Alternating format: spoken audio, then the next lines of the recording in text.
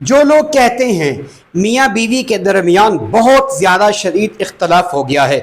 بات سلجھانے کی کوشش کی جاتی ہے لیکن بات الجھنا شروع ہو جاتی ہے، اور یہاں تک کہ جدائی کا شدید جو ہے وہ خطرہ ہے کہ کہیں طلاق تک بات نہ پہنچ جائے، تو میرا ان کے لیے مشورہ یہ ہے کہ وہ لوگ استخارہ کریں اپنا، کہیں ان پر جدائی کا جادو تو نہیں کر دیا گیا کہ جس کی وجہ سے مرد و عورت دونوں جدا ہو جائیں اور مرد جو ہے وہ عورت کو طلاق دے دے۔ اگر آپ پر جادو کا اثر ہے جس کی وجہ سے آپ کی جدائی ہو رہی ہے تو یہ آپ کو استخارے میں پتہ چلے گا۔ اگر آپ اپنا استخارہ خود کر لیں یا استخارہ کروا لیں، آپ کو پتہ چل جائے کہ آپ پر جادو کا اثر ہے، تو پھر آپ یہ چھوٹا سا عمل کر لیجئے گا، آپ کا یہ جادو ختم ہو جائے گا، مرد و عورت کے درمیان الفت اور محبت پیدا ہو جائے گی۔ آپ نے کرنا کیا ہے، صبح کی نماز کے بعد اور مغرب کی نماز کے بعد آپ نے ایک تسبیح سورۃ فاتحہ کی پڑھنی ہے، 100 دانے والی تسبیح ہو، اور 11 مرتبہ سورۃ اخلاص اور 11 مرتبہ سورہ فلق اور 11 مرتبہ سورۃ ناس پڑھنی ہے۔